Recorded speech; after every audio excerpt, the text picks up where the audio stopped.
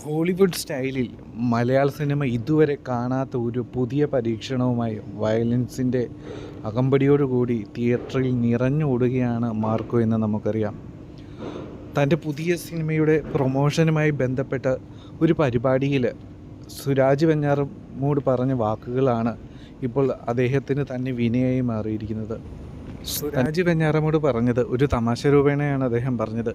എൻ്റെ സിനിമയിൽ വെട്ടിക്കരലുകളോ കൊല്ലലോ അങ്ങനത്തെ സംഭവങ്ങളൊന്നുമില്ല. ധൈര്യമായി പിള്ളേരുമായി പോകാം, ചില്ലായിട്ട് തിരിച്ചു വരാം.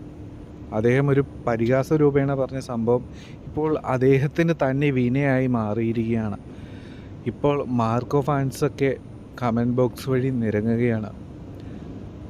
സുരാജ് വെഞ്ഞാറമൂട് മാർക്കോ എന്ന സിനിമയെ അപമാനിക്കുകയാണ് ചെയ്തത്, പരിഹസിക്കുകയാണ് ചെയ്തത് എന്നൊക്കെയാണ് കമൻറ്റ് സെക്ഷൻ മുഴുവൻ നിറയുന്നത്. മാർക്കോ സിനിമയെപ്പറ്റി ഒരു പേരും എടുത്തു പറയാതെയാണ് സുരാജ് വെഞ്ഞാറമൂട് ഈ കാര്യം പറഞ്ഞത്. എങ്കിലും ആളുകൾക്കൊക്കെ അത് മാർക്കോ ആണെന്ന രീതിയിലേക്കാണ് കാര്യങ്ങൾ പോകുന്നത്. എന്താണെങ്കിലും മാർക്കോ ഫാൻസൊക്കെ സുരാജ് വെഞ്ഞാറമൂടിനെതിരെ തിരിഞ്ഞൊരവസ്ഥയാണ്. സുരാജ് വെഞ്ഞാറമൂട് തമാശ രൂപേണ പറഞ്ഞൊരു വാക്കുകൾ അദ്ദേഹത്തിന് തന്നെ ഒരു വിനയായി മാറിയിരിക്കുകയാണ്.